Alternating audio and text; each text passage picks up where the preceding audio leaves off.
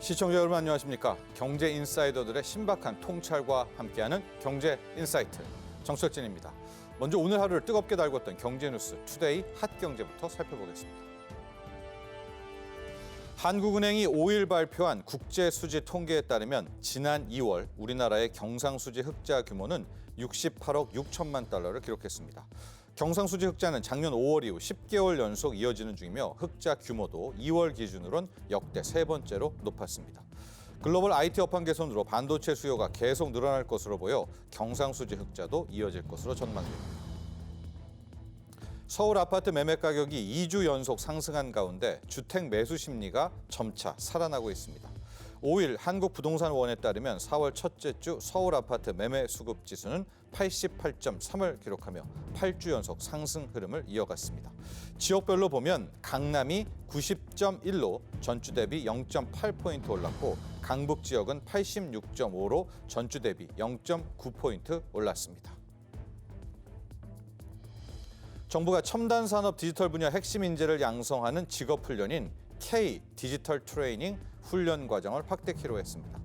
고용노동부와 직업능력심사평가원은 오늘 2024년 상반기 K 디지털 트레이닝 훈련 과정의 공모의 1차 결과를 발표했습니다. 연간 18,812명을 양성할 수 있는 126개 기관 210개 훈련 과정이 추가됐고 현대로템, 두산 로보틱스 등의 디지털 첨단 기술 선도 기업이 새롭게 선정됐습니다. 초소형 위성 생산 시설인 한화시스템의 제주 한화우주센터가 이달 말 조성공사에 들어갑니다. 한화우주센터에는 조립과 기능 성능 시험을 하는 위성 AIT 시설이 조성되며 이제 제주에서도 저궤도 소형 위성을 본격적으로 조립하게 됩니다. 지금까지 투데이 핫경제였습니다. 돈을 내는 줄도 모르고 납부하는 경우가 많아서 준조세 또는 그림자 조세로 불려왔던 이 부담금. 현재 부담금 규모가 거의 24조 원이 넘는데요. 지난 3월 27일 정부는 부담금 정비 및 관리 체계 강화 방안을 발표하고 22년 만에 처음으로 영화관 입장권 부담금 등 전체 91개 부담금 중 32개를 없애거나 또 감면키로 했습니다. 오늘 경제인사이트에서는 부담금 전면 개편에 관한 자세한 내용과 함께 효과, 남은 과제까지 꼼꼼하게 짚어보도록 하겠습니다. 본격적인 오늘의 핫 이슈 이야기 나눠보기 전에 자세한 내용 먼저 화면으로 만나보시죠.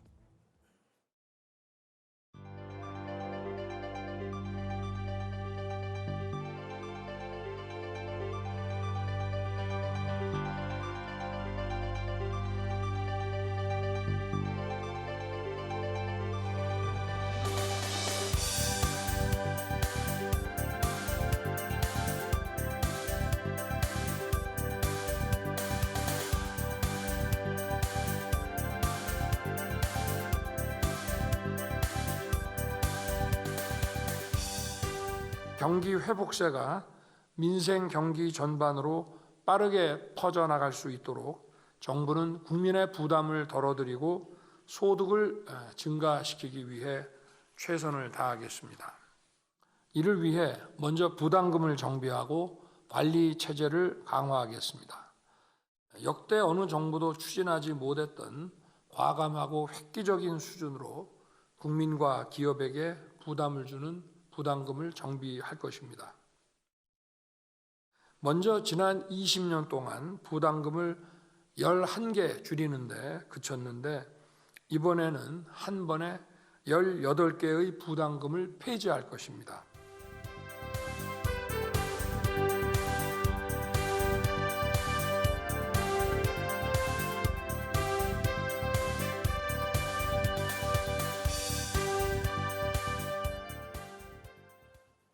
오늘의 경제인사이트 두 분의 전문가와 함께합니다. 오문성 한양여대 세무회계학과 교수, 한치호 수원대 행정대학원 개건 교수 모셨습니다. 안녕하십니까? 네, 안녕하십니까? 안녕하십니까?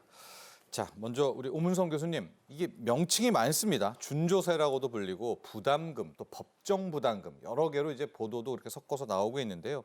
개념 정리를 좀 부탁드리고 이게 왜 걷는 건지. 또 언제부터 시작돼서 지금까지 우리 국민들은 얼마만큼의 이 부담금을 내고 있는지도 한번 전체적으로 총괄해 주시기 바랍니다. 예, 일반인들은 보통 강제적으로 거둬들이면 대부분 세금이라고 알고 있지만 실제 세금이라고 하는 것은 조세라고 하는 것은 실은 우리 조세법에 예. 우리의 어떤 그 각각의 세금에 대한 이름과 뭐 가세 요건 이런 것들을 다 규정을 하고 있어요. 예. 그래서 그런 것들이 아니면 일단 우리가 보통 공과금이라는 말을 쓰거든요. 세금과 공과 그러면서. 아, 그렇죠. 예. 근데 보통 이제 그게 일반적으로 쓰는 말인데 여기서 말하는 부담금이라고 하는 거, 이 부담금이라는 말도 정말은 우리가 이제 각각의 부담금, 개별 부담금에 들어가 보면 부담금에 대한 이름도 조금씩 틀려요. 부담금, 부가금, 원인자 뭐 이렇게 해서 굉장히 복잡하게 일이 많은데 예. 우리가 통칭해서 이제 우리가 부담금이라고 그런다면 예. 이 부담금이라고 하는 것은 이제 조세하고 다른 것은 이 조세라고 하는 것은 가세 요건이 딱 이게 만족이 되면 예. 모든 국민들에게 거둬들이는 거지만 이 부담금이라고 하는 것은 특정한 개인 또는 법인에게 부과한다는 게 다르고요. 어떤 특정한 사업을 추진하는데 이제 하나의 원동력이 되는 자금 조달을 이제 우리가 목적으로 하는 것이죠. 근데 이게 문제는 뭐냐면 네. 결국은 이 세금이라고 하는 것은 굉장히 우리가 거둬들일 때 투명하게 거둬들인단 말이죠. 네. 만들 때도 그렇고 집행할 때도 그렇고 가세할 때도. 근데 이 문제는 이제 섀도우 텍스라는 말을 쓰는데 그리고 텍스는 아닌데 이제 걷어가니까 넓은 의미의 조세라는 이름을 쓰고 있고 이 그림자라고 하는 게 잘 안 보인다는 거예요. 네. 사람들이 보면 이 뜯기면서도 뭔지 알고 뜯기게 되면 좀 괜찮은데 네. 자기도 모르게 쑥쑥 빠져나가는 이런 것들이 현재 우리 부담금에 대한 이제 하나의 특성이기 때문에 최근 정부는 이 부분에 대해서 많이 걷어가더라도 네. 굉장히 우리가 투명하게 걷어가자라고 하면서 이걸 현재 줄이려고 하는 그런 움직임이 있는 것 같습니다. 네. 그러니까 법정 부담금, 준조세 다 이거 같은 말이죠. 같은 비슷한 준조세라는 의미는 이제 뭐 부담금만 그런 게 아니라 조세를 제외하고 강제로 거둬들라는 건 전부가 이제 우리가 이제 준조세라 그러면 우리가 이제 보통 조세 부담률이라는 것은 조세고 네. 그다음에 이제 우리 국민에 대한 부담 그 부담 전체적인 다 합칠 때는 준조세를 다 얹어버리고 네. 하거든요. 예. 그래서 하여튼 그렇게 쓰는 거죠. 이것도 법에 기인하죠. 그러니까 그렇죠. 일종의 그러니까 그렇죠. 법정 부담금. 우리가 부담금들도 전부가 법에 각각의 개별 각각의 네. 법이 있습니다. 예. 그래서 법정 부담금. 현재 우리의 부담금 뭐 징수액 추이를 한번 좀 보면은요. 거의 20년 만에 3배 가까이 늘어났다라고 합니다. 지금 2007년, 2022년, 2024년. 그러니까 요번에 안 바뀌고 이제 내년부터 달라지겠지만 24조 원대를 상당합니다. 우리 국민들이 내고 있다. 혹은 이제 기업들이 내고 있다. 이렇게 보면 될 것 같은데요. 자, 한치호 교수님.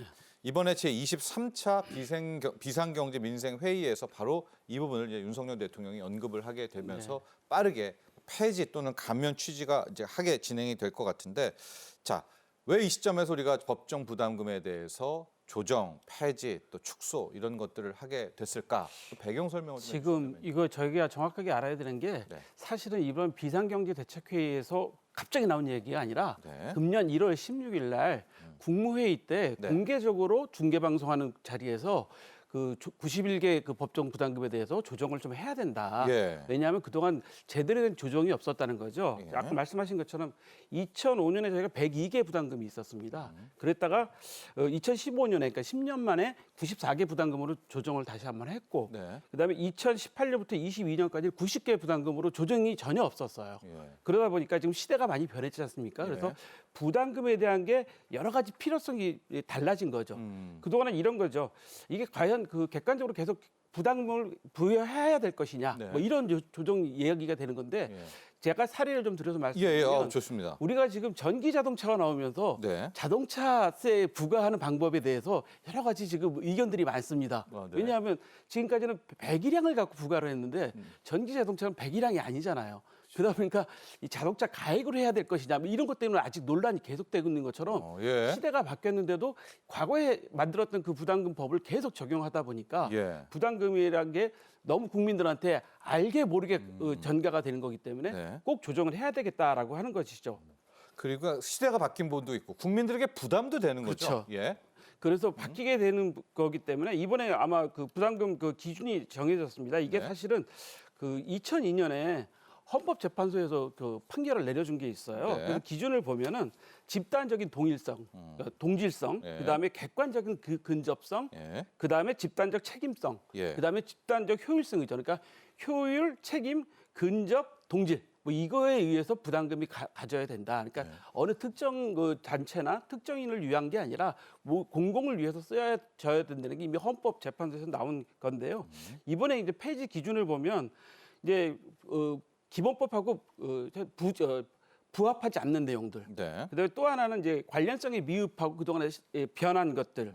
그다음에 이제 부가 실적이 거의 없거나 미비한 것들. 이미 소멸된 것들. 그런 것들은 예, 이제 예. 폐지하겠다는 거고요. 네. 감면하는 기준은 지출 대비해서 수입 부담금이 너무 많은 경우, 네. 지출을 해야 되는 것보다 부담금을 너무 많이 거둔 경우죠. 네. 또 하나는 이제 용도 외에 사용하게 되는 부담금들.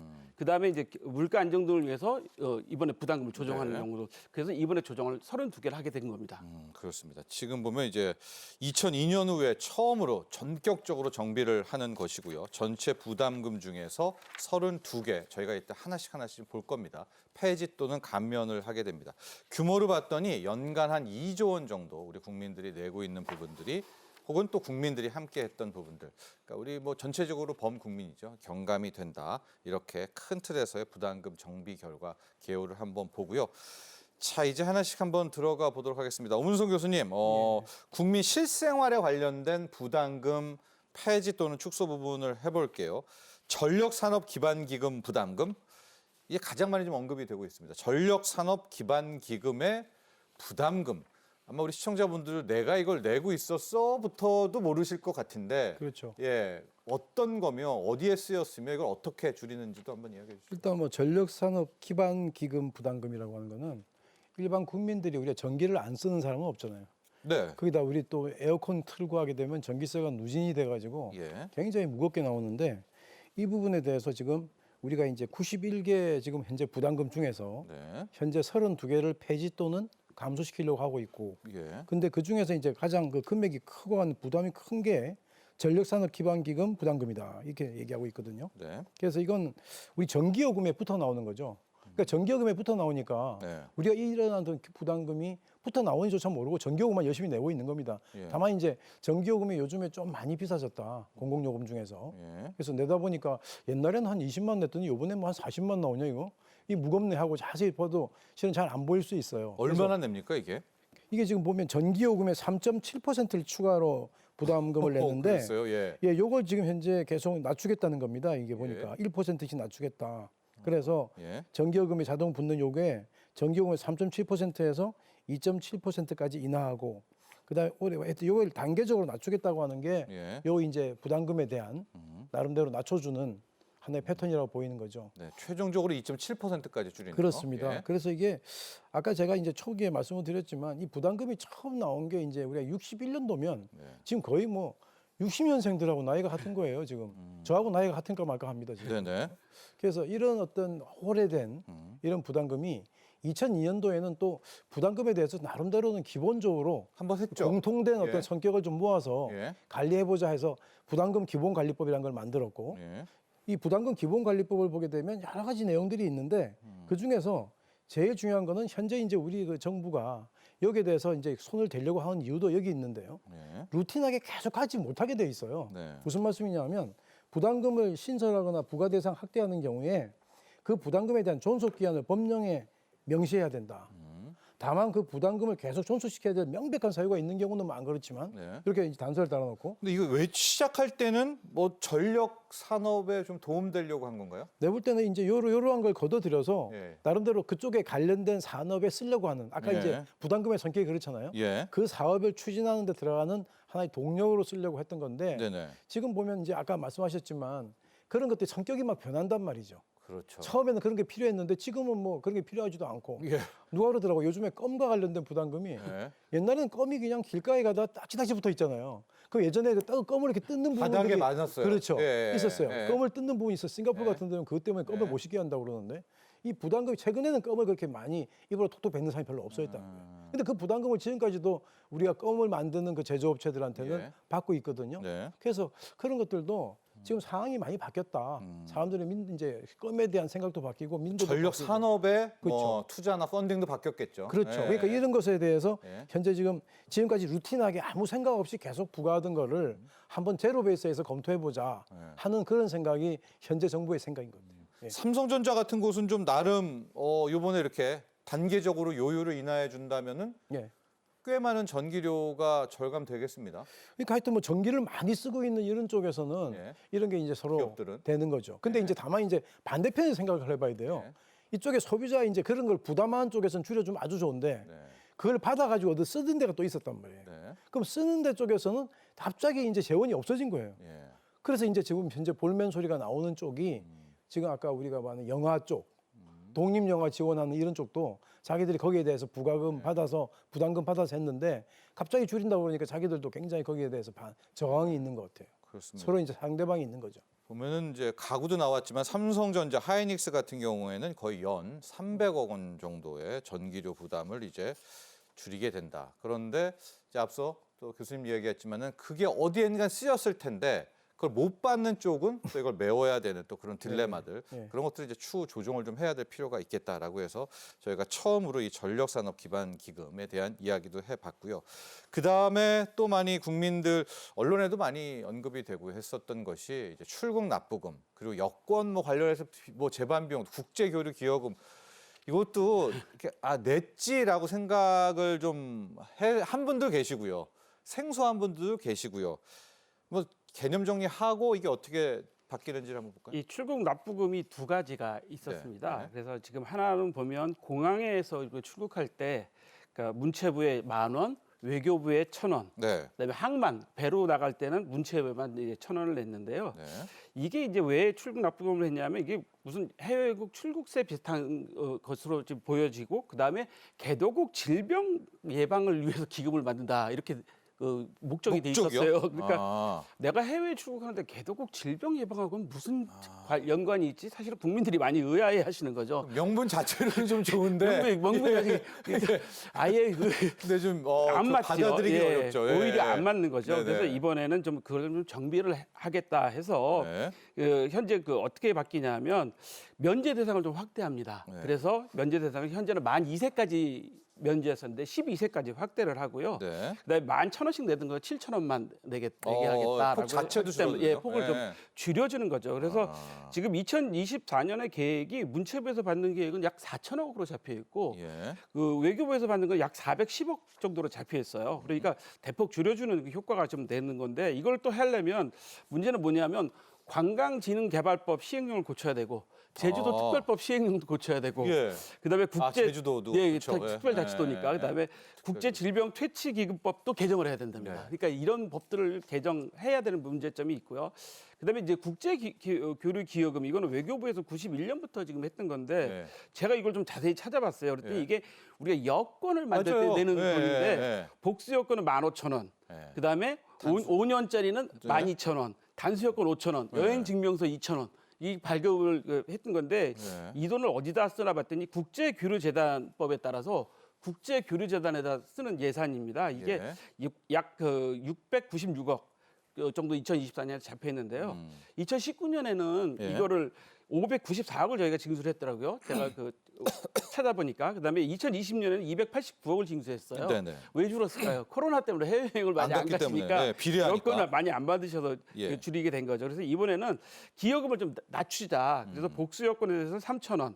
그다음에 단수 여권이나 여행 증명서에 대해서는 폐지를 아예 해버리자. 여행 증명서는 이제 폐지됩니다. 예, 아예 폐지를 하자라고 나온 거죠. 그러니까 이게 사실은 어떻게 보면 여권을 만드실 때 우리가 여권 제작 비용이 수수료에 추가로 덜했던 것을 많이 줄이게 되는 거죠. 이제 네. 사실 근데 국제교류재단의 한일을 좀 찾아보면요, 이렇게 돼 있습니다. 국제 운거 친선을 위해서 국제교류금을 조성을 하는데 이게 공공외교에 속하는 부분이에요. 네. 근데 공공외교를 위해서 우리 민간이 돈을 댄 거죠.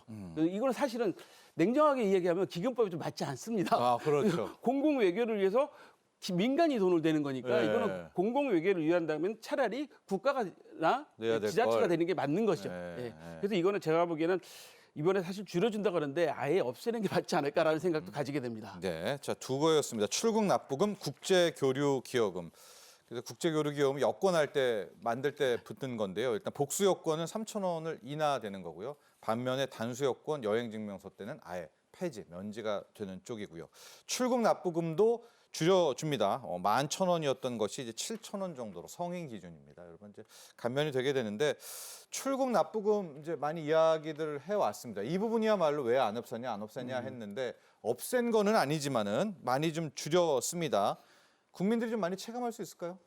근데 국민들이 실은 뭐 이 돈 몇천 원에 뭐 체감한다고 생각하기는 힘들고 예. 다만 이제 이거는 이제 정부가 나름대로 현재 예전에는 존재했지만 현재로서는 별로 효과가 없기도 하고 예. 이제 명분도 떨어지고. 명분도 많이 떨어지는 네. 것에 대해서 덜어준다고 하는 그런 어떤 그거는 뭐 기분이 나쁘지는 않고 당연히 좋을 것 같아요. 그래서 여기 보면 아까 말씀하셨지만 우리가 출국을 할 때 뭐 11,000원을 냈는데 그 11,000원 중에 관광진흥개발기금 10,000원이 있고 네. 국제질병퇴치기금 1,000원이 있거든요. 네.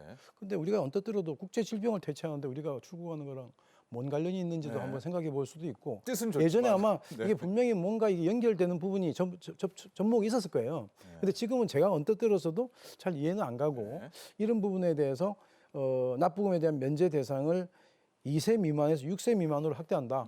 4살이 올라갔네요. 4살이 네. 올라갔고 그래서 이걸 진행하기로 했고 그래서 이게 지금 여기에 대한 혜택 자체가 한 100만 명이 볼 거라고 지금 예상을 하고 있는 것 같아요. 네. 또 그리고 여기에 대해서 또 이제 이걸 거두어 드리는데 징수 위탁을 했어요. 다시 말하면 항공사들이 거둬주니까. 근데 이것도 좀 생뚱맞긴 해요. 네. 항공사들이 뭘 이렇게 열심히 했다고 예. 징수 위탁 수수료까지 주는 건지 모르겠는데. 약간 좀 페이버죠. 혜택인 거죠. 예. 그러니까 예. 이것도 실은 이제 우리가 잘 몰라서 그러는데 알게 되면 야, 그 항공사가 뭐 다른 거 다 받으면서 이것도 또 이렇게 위탁 수수료까지 받냐 네. 하는 그런 이야기가 있을 수 있거든요. 그래서 이것도 5.5%에서 4%로 인하를 했어요. 1.5% 인하했단 말이에요. 네. 그래서 이게 지금 수수료가 한 60억 원 정도 절감되는데 네. 항공사 같은 경우는 입이 이만큼 또 나올 수 있을 것 근데 같아요. 좀 일을 하긴 하는 거잖아요. 항공사가. 예. 아니 이걸 뭐 일은 똑같이 징수를 하지만 하니까. 네. 현재 받고 있는데 네. 또 왜 그걸 없애? 네. 뭐 이런 말이 생각이 있을 것 같고요. 네. 당연히. 그래서 이게 항상 한쪽이 좋으면 한쪽이 좀 입이 나오는 게 돼 있어요. 그래서 뭐 이런 생각이 듭니다. 그러니까 뭐 국민들이 확 체감할 정도의 액수는 아니나 공정성이라든가 막 그렇게 좀 있잖아요. 이거 예. 내가 하물며 5,000원을 내더라도 이거 정말 화나는데 그런 부분에 심리적 부분에서는 상당히 좀 바로잡는 부분은 그러니까 아무 있다. 생각 없이 내던 거를 좀 이제 안 내게 해주는구나. 네. 예. 뭐 고맙다는 생각은 좀 할 것 같습니다. 예.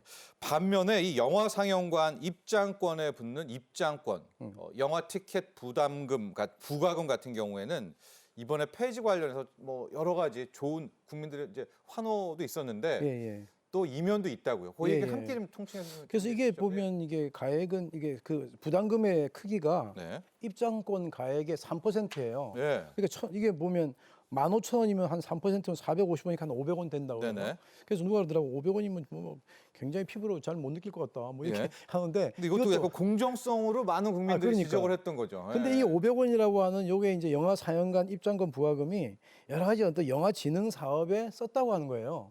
그래서 독립 영화 같은 경우는 예. 정말 돈이 잘 이제 모이지도 않고 힘들고 하니까 어. 그런 부분에 지원했던 건데 예. 이걸 갑자기 줄인다 그러니까 갑자기 영화 쪽에서는 예. 지금 저항이 있어요. 신문 제가 기사를 좀 읽었는데 예. 왜 갑자기 이걸 줄이냐? 어? 그래서 이제 하는데 정부에서는 그거 줄이더라도 예. 일반에게 돌려가지고 주겠다.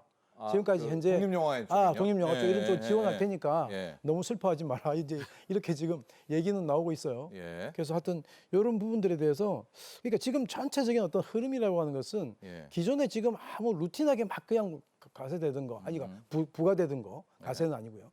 이 부담을 주던 것에 대해서 다시 한번 제로 베이스에서 검토해서 이게 현재 지금 기능이 예전에 처음에 도입할 때 기능하고 맞는가 네. 또는 금액은 적절한가 아니면 이거 성격이 어떤 바뀐 건 없는지 이런 데 대한 어떤 검토가 지금 이루어지고 있다 이렇게 저는 생각합니다. 네. 지금 좀 보면 이제 규모가 뭐 막 과일목 상대할 만큼 크지는 않더라도 좀 폐지되거나 축소되는 것들에 대한 부담금, 부과금들을 좀 보면 그런 거 이거 왜 해? 명분이라든가 공정성 차원에서 지적받은 것들을 이번에 다 정비를 했다 이렇게 보면 될 것 같고요. 한 교수님 이 외에도 또 한번 남은 부분들 한번 볼까요? 제가 지금 그 눈여겨보는 게 자동차 사고 피해 사업 분담금입니다. 이게 예. 국토부에서 77년도부터 한 건데 이게 무보험차나 뺑소니 차에 사고를 당하신 분들을 위해서 지원해주는 기금인데요. 예. 이거를 책임보험료의 1%를 부과했습니다. 그동안에 예. 자동차에는 책임보험금이 있지 않습니까? 누구나 다 네. 책임보험을 들어야 되는데 책임보험금에서 1%를 부과했는데 3년간 0.5%로 낮추겠다. 네. 왜냐하면 과거처럼 정말 보험을 안 들고 그러던 시대가 있었잖아요. 그 무보험차가 워낙 많을 70년대. 때는 그러니까 예, 워낙 70년대. 많이 피해를 보셨는데 예. 지금은 뭐 웬만하면 책임보험은 다 기본적으로 가입하시고 종합보험은 다 대부분 99% 이상 가입하시기 때문에 예. 이게 사실 이게 실효성이 좀 많이 떨어지는 거죠. 그래서 예. 대신 보험료를 좀 낮춰주겠다. 아직 당장 다 없어지지는 않았으니까 예. 그런 부분이 있는 거고요. 그다음에 석유 및 대체연료 수입 판매금 부과도 94년부터 했는데 이게 2019년에 1조 6천억을 했다고 그래요. 네네. 오, 2024년에 1조 7천억 정도 좀 예상하는데 이건 예. 석유 수급하고 가격 안정을 위해서 석유나 원유 제품 그다음에 천연가스 수입할 때 판매 업자들한테 이제 부과하던 예. 내용인데 요거를 부과율을 좀 낮추겠다. 1시간 예, 한시로 1년 1년간. 정도 예. 30% 정도 낮춰주겠다. 네. 그러니까 톤당 지금 24,000원 정도 했는데 톤당 16,000원 정도로 좀 낮춰주겠다. 네. 그러니까 30% 정도 낮춰서 사실은 에너지 요금이 여기에 다 포함되지 않습니까? 좀 최근에 기름값 많이 올랐잖아요. 그러니까 네. 요걸 바로 이제 국민들이 바로 피부로 느끼실 수 있도록 부담금을 좀 낮춰주겠다는 거 있고요. 예. 그다음에 환경 부담금도 좀 개선 부담금. 91년도에 예. 좀 부터 시작됐는데 좀 낮춰주겠다는 건데 경유차 있으면 이게 돼야죠. 2019년에 3,800억 정도 했고요. 예. 그다음에 2024년은 1,516억 정도 좀 저희가 예상을 하고 있어요. 근데 이게 경유차 소유자들한테만 부과하는데 네. 사실 경유차를 주로 운전하시는 분들이 누구죠? 다 영세 자영업자들이 화물, 많습니다. 예, 그래서 차들이 많죠. 거기에 대한 부과금을 좀 낮추겠다. 그래서 배기량 3,000cc 이하, 그다음에 최대 적재량 800km 이상의 화물 일반용 화물 차에 대해서는 50%를 인하해 주겠다라고 지금 이번에 시행령을 개정하겠답니다. 네. 그러면 얼마 정도나 낮춰지냐면 반기에 약 한 15,190원에서 7,600원 정도 되니까 한 50% 정도 낮춰지게 되는 건데 이거는 시행령 개정으로 바로 시행을 할 수가 있는 거예요. 네네. 그래서 이것은 아마 그 자영업자 그다음에 영세 서민들한테도 바로 효과가 있는 그런 대책 같습니다. 알겠습니다. 자, 이번에 이렇게 정부가 부담금 정비 계획을 발표를 하면서요. 뭐 국민 개개인뿐만이 아니라 기업들, 나아가서 산업들 차원에서도 부담이 좀 낮아지는 그런 부분들이 분명히 있습니다. 민간 기업을 대상으로 과도한 수준으로 징수를 하거나 또 기업의 비용 상승을 압박하는 그런 부분들, 이건 또 결국 국민들에게 돌아 부담으로 오고 있겠죠. 이런 것들도 지금 대거 정비에 들어가게 됩니다. 자, 준비된 영상 보고 난 후에 기업에 대한 부담금 개편 부분, 그리고 이게 또 법을 고쳐야 되는 것들이 몇 개 좀 있습니다. 남은 과제들까지도 함께 살펴보도록 하겠습니다.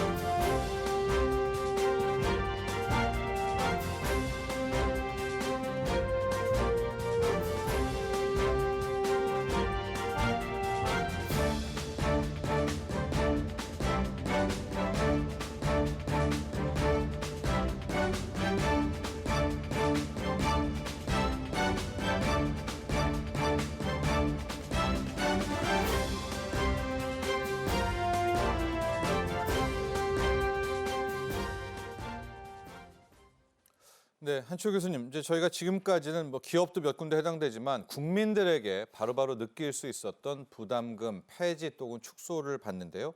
이제 기업 쪽 조금 넘어서 이제 산업 쪽까지 영향을 미칠 수 있는 부분들 보겠습니다. 학교 용지 부담금, 또 농지 보전 부담금. 네. 이걸 또 이제 좀 기사들 보니까 돌아 이게 부동산 경기 뭐 여기까지도 갈 수 있을지 모르겠습니다만 일단 이 부담금 좀 한번 소개를 해주시고요. 효과까지도 한번 볼까요? 우선 제가 보니까 농지 보전 부담금을 좀 낮췄습니다. 농지 보전 부담금 73년도부터 저희가 시행을 하고 있었는데요. 네. 2024년은 계획이 약 1조 3,700억 정도 좀 거두는 걸로 되어 있는데 이걸 왜냐하면 농지 보전 및 조성에 관한 비용을 마련하기 위해서 농지를 전용할 때 허가를 받기 네. 위해서 부과를 하는 건데 현재 개별 공시지가의 제곱미터당 30%를 부과했는데 상한선은 5만 원인데요. 이것을 좀 조정하는 겁니다.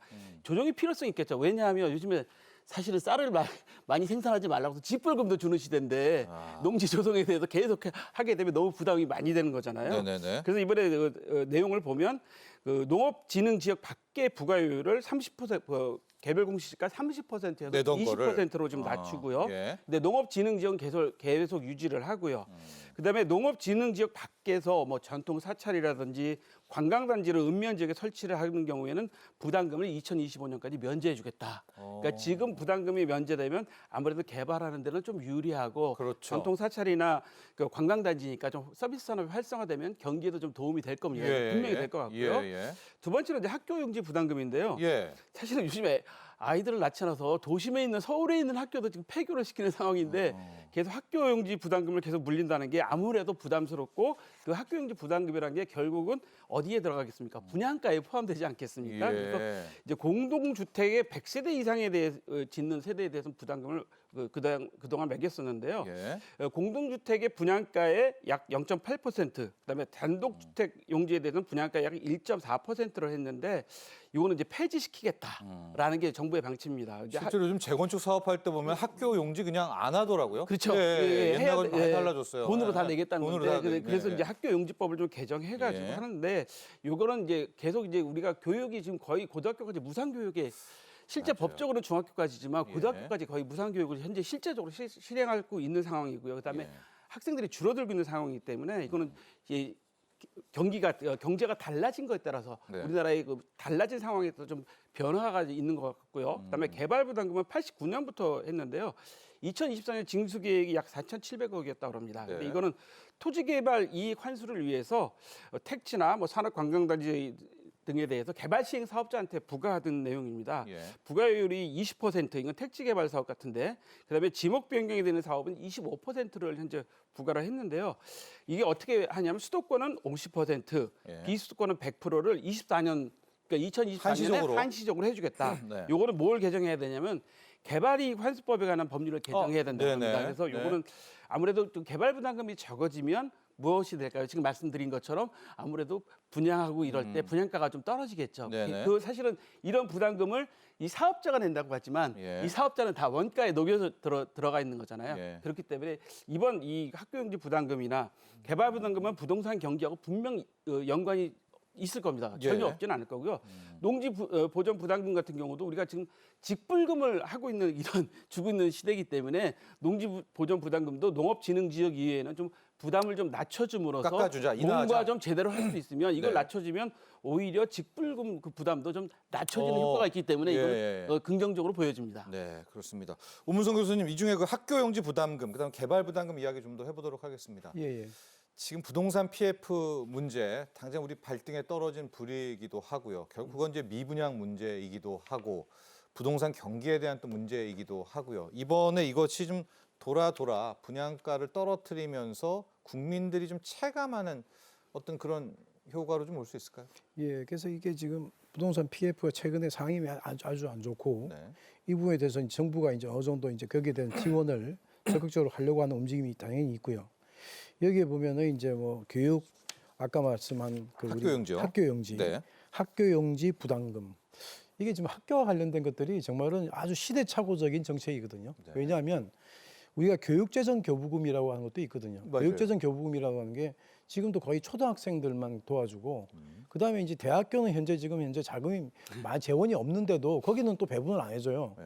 그러니까 거기는 철철 넘치고 이쪽은 현재 모자라는데 네. 기존에 근데 초등학생은 없고 초등학생들은 뭐 태블릿 PC를 공짜로 다 사준다고. 네네네. 근데 이걸 그렇게 하면서도 초등학교 쪽에서는 그걸 뺏기기 싫어하는 거예요. 그렇죠. 기존에 넉넉하게 살다가 왜 이걸 우리가 왜 뺏기냐 하는 거죠. 네. 그래서 이런 부분에 대해서 정말은 적정하게 재배분, 리에로케이션이 돼야 되는 거죠. 네, 그래서 이 부분에 대해서는 제가 이제 아까 우리가 부담금 관리 기본법에 대한 얘기를 좀 말씀을 드렸는데 기본적으로 이 부담금에 대해서도 몇 년마다 한 번씩 계속 검토해서 제로 베이스에서 필요한지 안 필요한지 성격이 바뀌었는지 검토해야 되는데 실제로는 이 부담금 관리 기본법에 있는 이 내용조차를 실은 잘 안 지키고 있었던 거죠. 네, 네. 그리고 이제 우리가 조세 지출은 좀 다른 쪽이지만 혜택을 주는 부분, 네. 기업에다가 조세 지출을 통해서 또는 뭐 개인도 마찬가지인데 그런 것들 혜택 주는 부분도 정말은 항상 이 제로 베이스에서 검토해서 네. 그게 실제로 적정하게 하고 있는지를 다시 한번 검토를 해야 되거든요. 근데 그런 것들이 항상 루틴하게 그냥 가버리는 거예요. 네. 주던 거는 그냥 주고 뺐던 건 그냥 뺐던 거예요 지금까지. 네네. 그래서 그 부분에 대해서 현재 정부는 그렇게 하지 말자는 거예요. 다시 한번 보자. 네. 이게 지금 부담이라고 하는 게 현재 적정한지에 대해서. 네. 근데 저는 기본적인 생각은 굉장히 옳다고 생각합니다. 네. 그런 부분이 아니 우리가 부담금 관리 기본법이나 우리가 여러 가지 어떤 그런 어떤 종류의 지출에 대해서 어떤 부담에 대해서 그렇게 하라고 하는 게 그게 맞거든요. 네. 근데 지금까지 그렇게 안 해왔던 거예요. 학교용지 부담금도 이제 좀 시대착오적인 부분이 있으니까. 그렇죠. 학교가 네. 지금 안 짓는데 무슨 학교용지 부담을 시킵니까? 네. 학교 지금 폐교가 뭐 여러 데서 요즘은 학교가 폐교돼서 그 건물을 어떻게 하면 재활용할까 이걸 지금 하고 있는데 무슨 학교용지 부담금이라는 거는 정말 이건 말도 안 되는 부담금이죠. 네. 이걸 계속 걷어대니까 원가를 상승시키면 결국 원가라고 하는 것은 소비자한테 전가하게 돼 있거든요. 그런 그래서 것들이 좀 건설 경기에는 긍정적이다. 뭐 긍정적이죠. 예. 네. 예. 왜냐하면 줄여주니까 이제 네. 일단 이런 것들에 대해서 자기들의 원가로 들어가는데 잡혀야 되니까. 예. 그렇습니다. 자, 한 교수님, 중소기업 영세업체 이분들에도 상당히 많은 알게 모르게 많은 이 법정 부담금들이 있었더라고요. 많이 부담됐더라고요. 저도 깜짝 놀랐습니다. 예. 아까 지금 말씀드린 것처럼 환경 개선 부담금은 이제 경유차에 관련된 거니까 이거는 서민들한테 역차별 아니냐 이런 얘기 그동안 많이 들었잖아요. 네. 영세 사업자들한테 되기 때문에 많이 지적됐죠. 예, 이거는 환경 부담금. 자영 사업하시는 분들한테 많이 도움이 되는 거고요. 네. 그다음에 이제 폐기물 처분 부담금이 2016년부터 저희가 시행하고 있는데 이건 재활용이 가능함에도 폐기물을 소각, 매립하는 방법으로 처분하는 자에게 부여하는 겁니다. 그러니까 재활용 가능하도록 해야 되는 건데 이게 요것도 이제 중소기업 간면 중소기업을 좀 확대를 해줍니다. 지금까지는 매출액 600억에서 1,000억으로 이제 확대를 해주니까요. 그러니까 중소기업이 그동안은 600억 이상의 매출 600억 이상의 1,000억 그 사이에 있던 기업들한테는 네. 효과가 확실하게 있는 거가 될 것 같고요. 예. 그다음에 그 운항 관리자 부담 비용이라는 게 있습니다. 네. 이거 들으시면 깜짝 놀라실 텐데 네. 이게 2024년 계획이 53억 정도 저희가 걷게 돼 있는데 이게 네. 72년부터 시행했대요. 해양수산부에서 이 내용을 보면 뭐냐면 내용이 뭡니까? 그 여객선 안전 운항을 책임지는 사업자에게 국가가 운항 비용을 부담하는 거예요. 내양 여객 운송 사업자. 그러니까 예를 들어 백령도 운항하시는 분들한테 예. 여객 운임의 2.9%를 운항 관리자 안전하게 쓰는 비용으로 부담시키는 거죠. 근데 그게 금액이라는 게 53억뿐이 안 되잖아요. 예. 이거는 정부 예산으로 도와줘야 되는 부분들인 겁니다. 왜냐하면 2.9% 3%라고 생각하면 백령도가는 예를 들어 여객선 값이 한 8만 원 정도 한다 그러면 한 2,400원을 계속 우리가 부담한 거잖아요. 예. 그러니까 그거를 국민들이 부담하는 것도 줄여주게 되고 또 이 운항관리자라는 게 사실 내양 여객 하시는 분들은 대형 열악해요. 사표가 없습니다. 예, 그렇게 예, 없습니다. 예. 되게 어렵기 때문에 국가에서 예. 보조금을 지급하고 지금 운행하라고 하고 있기 때문에 예. 이런 부분들은 금액도 크지 않기 때문에 실효성이 없는 겁니다. 그래서 이거는 부담금을 폐지하겠다. 네. 그래서 해운법을 개정하겠다는 거고요. 그다음에 제가 수산자원 조성금이라는 이 법도 좀 살펴봤는데 네. 이건 2002년부터 했는데요. 얼마를 2024년에 계획돼 있냐면 8억 원 계획돼 있습니다. 네. 8억 원 이건 뭐냐면 예. 그 어업 면허나 허가, 양식업 면허나 허가를 받은 어업인들한테 주는 겁니다. 수산자원을 조성하기 위해서. 네. 근데 이것도 실적이 미비해요. 그래서 아예 이것도 부담금을 폐지하겠다. 그러니까 그 어업 면허를 받으신 분들한테 받는 부담금인데 예. 거의 그 부담금이 없다 보니까 8억 원 정도라고 그러면 1년간에 거의 이거는 실효성이 없는 거죠. 오히려 이거를 걷기 위한 비용이 더 들어가는 예. 그런 거니까 어디다 아예 썼을지도 아마 모르는 안될 거죠. 텐데 예, 파악이. 그래- 예. 그래서 이것도 완전히 수산자원관리법을 개정해서 폐지시키겠다는 게 정부 방침입니다. 네. 자, 이렇게 저희도 모르고 아마 뭐 이게 걷는 거야 할 정도로 미미한 또 그런 규모의 부담금들도 있었고요. 껌 부담금 한번 얘기를 해보도록 하겠습니다. 엄문성 교수님, 이제 폐기물 부담금은 저희가 알고 있는데 핵심은 폐기물 부담금을 없앤다라는 건 아니라 폐기물을 정의할 때 껌이 있냐 없냐 뭐 그 얘기죠. 그렇죠. 예, 껌을 제외하기로 한 거죠. 예, 예. 근데 우리가 보통 이제 별로 크게 영향이 없을 때 우리가 껌값이란 말 쓰잖아요. 네, 껌값. 네. 근데 여기 보면 이게 금액은 이 껌 부담금 규모가 1년에 한 20억 정도 되는가 봐요. 네, 그래서 이게 이제 어찌 보면 이러한 어떤 그 혜택에 대한 효과는 기업에 가는 건데 네. 기업이 이 껌값을 한 20억 정도를 줄였다고 해서 껌값을 내릴 것 같지는 않고 그러니까 개인에겐 20억이 큰 돈이지만, 그렇죠. 네, 네. 껌값이 지금 껌값이란 말이죠. 그래서 네, 기업 입장에서, 제가 보기에는 근데 이제 이러한 어떤 그 정책들을 구사하는 것은 네, 어찌 보면 우리가 굉장히 어떤 그 사려 깊게 여러 가지 보고 있다. 지금 현재 굉장히 부담되는 쓸데없이 부담 주는 것들은 다 뽑아내겠다라고 네. 하는 정부의 어떤 하나의 어떤 고려라고 생각이 들고요. 예. 이게 뭐 금액이 크다는 것은 전혀 아니잖아요. 네. 금액도 별로 크지 않고 영향도 별로 없겠지만 이러한 부분들을 우리 정부가 지금까지 계속적으로 아무 생각 없이 집행해 오던 것을 이런 부분들을 맞아요. 우리가 고려하겠다라는 네. 것은 저는 뭐 바람직한 그런 어떤 정책 구사라고 생각합니다. 네. 예. 한주 교수님 완전 폐지된 거 13개 부담금도 있습니다. 이거는 아마 정말 생소하실 겁니다. 정말 생소하니까 폐지가 된 거겠죠. 짧게 볼까요? 네, 짧게 한번 네. 살펴보면요. 네. 댐 건설관리법 수입자 부담금 네. 환경부에서 99년부터 만들었는데요. 네. 2024년에 그 거둬들일 계획이 없습니다. 네. 이거는 댐 건설 비용의 일부를 하류에 있는 수력 발전 사업자에게 부과하는 건데요. 네. 도입 이래에 부과한 적이 없답니다. 이건 법으로만 있는 거기 때문에 이건 완전 법률 개선해서 부담금 폐지해야 되는 사항이고요. 도로 손괴 관련한 뭐 그것도 있던데. 네, 그 도로 원인자 부담금입니다. 네. 이거 타 공사로나 행위로 인해서 도로 공사 비용을 원인자에게 부담하는 건데요. 도로 손괴에 따른 대집행 비용을 부과하는데 실효성이 없답니다. 이거 2024년도에 계획이 2천만 원 잡혀 있어요. 그래서 이거 네.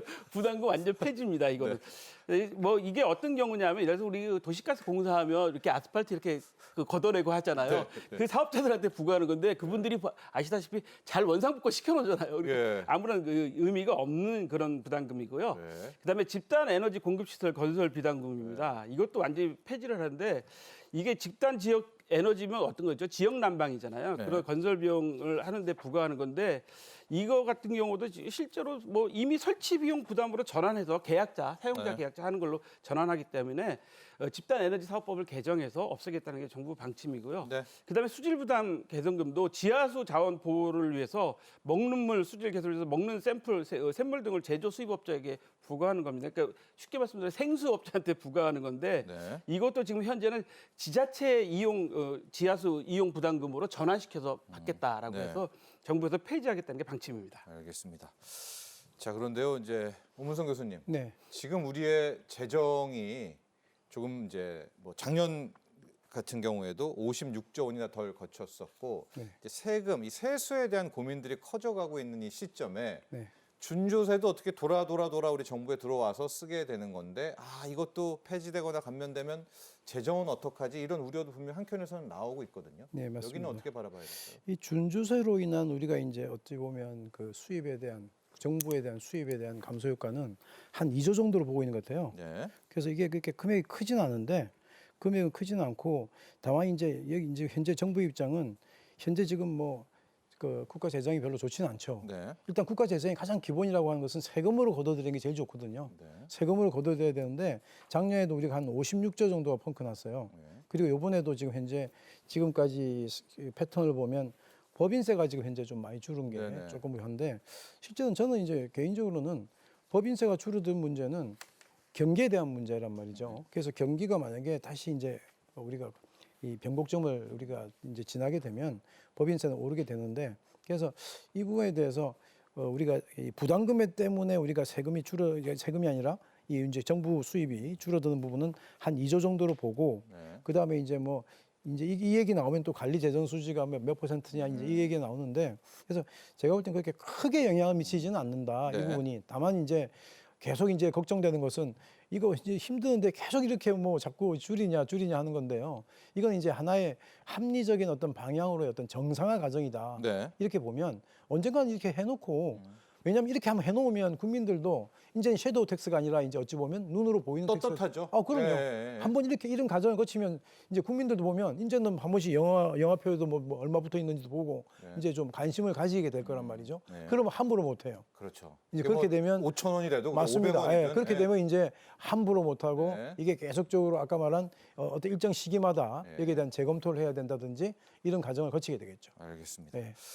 자, 한 교수님 그런데 이게 좀 법정 부담금 아닙니까? 어떤 그렇죠. 것들은 시행령으로 빠르게 고치거나 해야 되는데 이게 법을 고쳐야 되는 것들도 있고 지금 제가 많은 설명을 해드렸었는데 약간 마지막 그 단계에서 좀 묘한 부분들이 있어요. 법을 또 고쳐야 되는 부분들도 있는 예, 거죠. 법을 고쳐야 되는 게 20개고요. 예. 그다음에 시행령을만 개정되는 건 13개입니다. 네. 시행령 13개는 국무회의에 상정을 해서 일괄적으로 맞아요. 그 상반기 중에 네. 하겠다는 게 정부의 방침이기 때문에 예. 지난 1월 16일 날 이미 4개에 대해서는 이미 시행령 고쳤습니다. 국무회의에 네. 올려 법 개정을 위해서 이제 넘겼고요.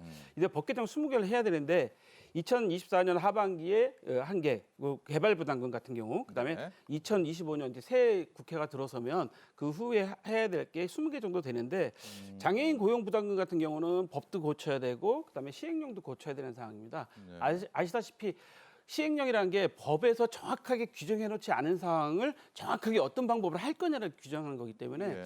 상당히 중요한 부분인데 예. 시행령은 정부 의지대로 할 수 있는데 법 개정은 이번에 그 새로 정해지는 국회에서 어떤 방향으로 될지 모르기 때문에 법 개정에 대해서도 좀 사실은 이번에 새로 되신 국회의원들께서 좀 적극적으로 좀 그 국민들을 위해서 좀 나서 주셨으면 좋겠다라는 생각을 가지게 됩니다. 예. 시행령으로 할 수 있는 부분들은 바로 예. 국무회의에서 하게 될 텐데 부담금 관리 기본법을 개정해야 될 사안들이 있다고 합니다. 근데 현 국회에서는 지금 안 하겠죠. 예, 안 하겠죠. 끝났죠. 그러니까 4월 10일 선거구에 새롭게 구성되는 국회에서 아마도 처리가 되겠고 그렇게 된다면 시기는 한 내년 1월 네, 내년 상반기로 좀 상반기로 법은 예정이 법을 되고요. 고쳐야 되는 것들은요? 시행령되는 13개는 바로 아마 시행될 겁니다. 예.